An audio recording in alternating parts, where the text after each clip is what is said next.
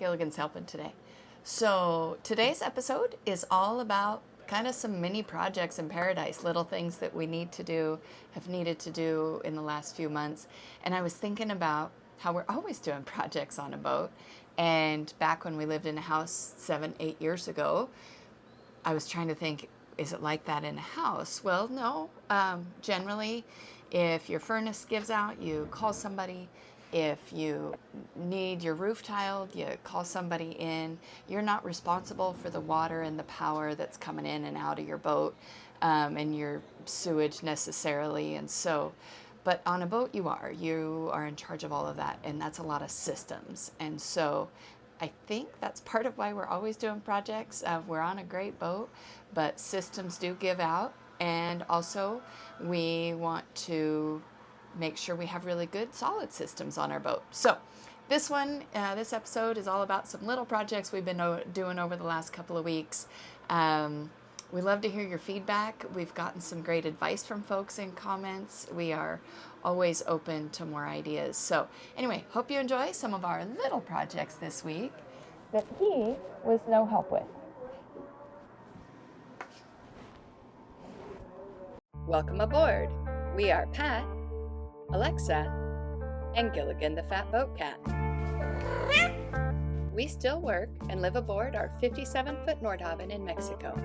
Follow us as we cruise, explore new cultures, appreciate the wonders, and work on our boat in exotic locations. We are Noeta with no ETA. So we're sitting around having drinks one day with a bunch of friends up here in the flybridge. I was in the flybridge helm chair. I leaned back. It became a dentist and chair. It broke. So. Oh, it was much more dramatic than this. Well, I fell that way and kind of like almost tumbled down the stairs. Everybody's laughing. It was a good time. Fortunately, nobody got hurt in the filming of this episode. So now we have a project. So we have a project. We did order a new helm chair, which just showed up. Let's go get it. So we're going to go get it.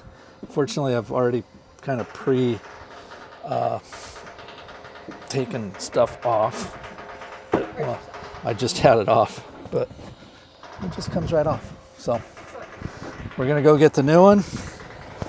And yeah, I got a whole new bracket too, because this one's pretty gross, as you can see. Most of this stuff doesn't even work anymore. So yeah. Let's go get the new chair. Get the new one. Hey, what you got in there? This is our new helm chair for the flybridge. And we have all new chairs. Delivered special to Mexico. Yes. What I like about this one is there's this bolster that rotates. Nice. So that'll be a nice little feature for sure. Let's go and stop.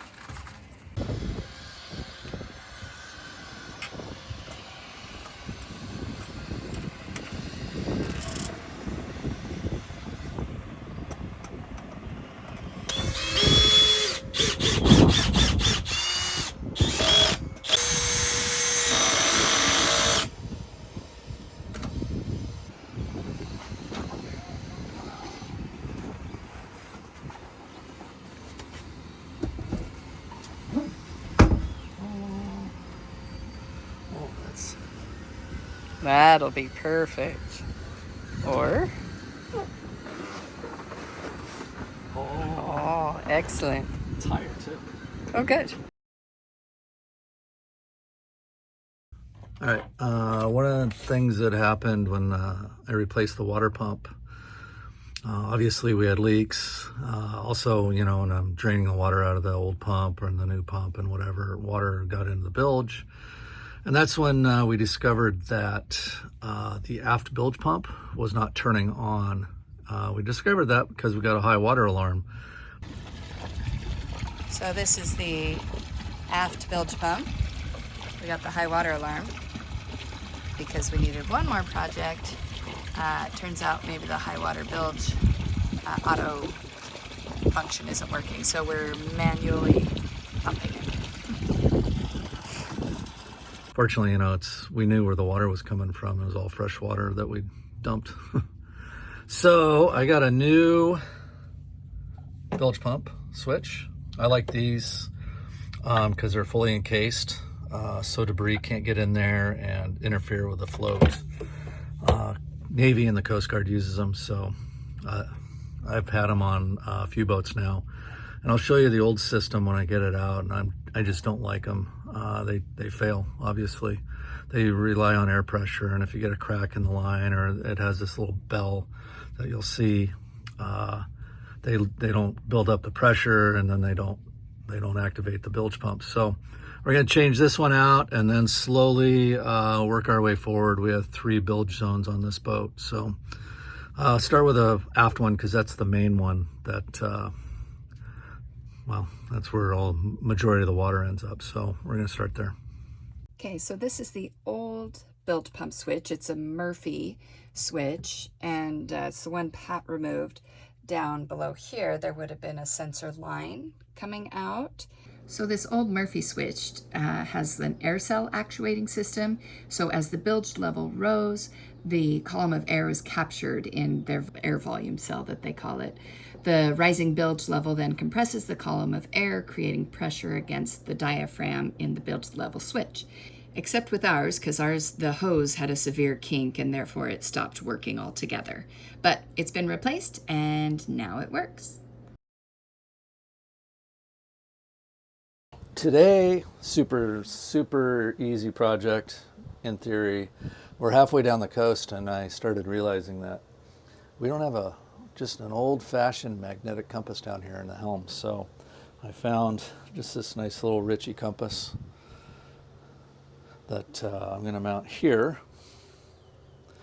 And I like this one because there's little adjustments down here. So when you get it mounted, I'll turn everything on and you can do what's called swinging the compass. So you correct for, like, these things when they power up, they're going to create a magnetic field. So you can re-swing the compass so it's reading correctly.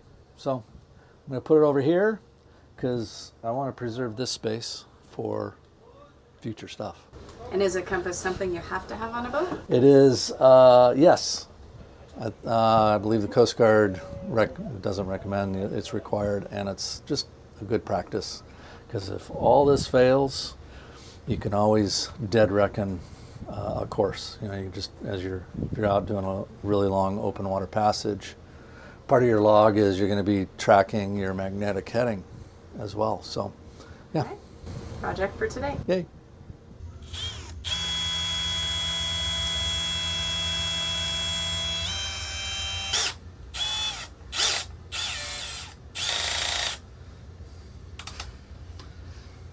I didn't want there to be blood, but if there was, I wanted it on film. That's nice. Always makes me feel good.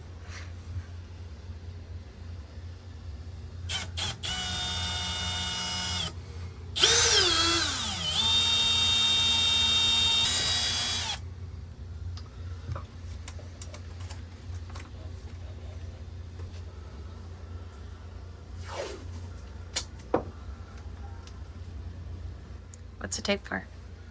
Protects the rest of the surface. Oh.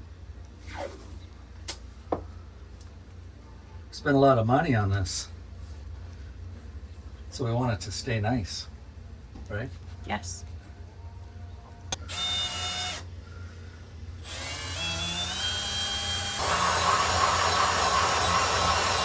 We're committed now.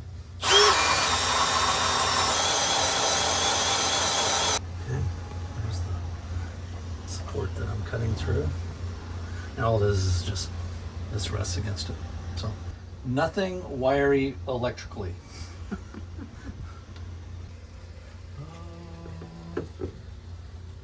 Fits.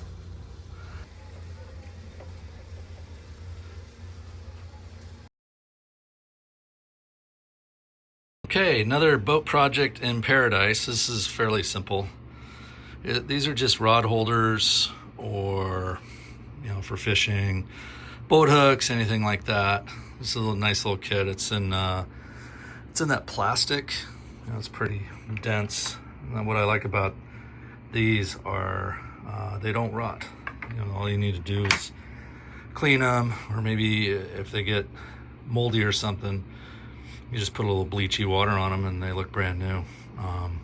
But as you can see, it's an IKEA project, so some assembly is required. So drill, bits, and a screwdriver. All right, so we got one hung. This is on the starboard side walkway. This primarily will be boat hooks and stuff like that. And just started drilling the holes. The hole for the next one, it's right there. So here we go. Here we are. Most boat projects involve doing things over your head. Somehow, yes. Yeah. Well, that's it for our projects for this week. Well, the last couple of weeks. This week, Pat is off flying 737s around the country somewhere. He has to go to work just in order to get a break from boat projects and to bring other parts back so we can go do more projects. So yeah, that's it for this week. That's what he's been doing the whole time, and I don't think we've disturbed him one little bit. Don't forget to like and subscribe.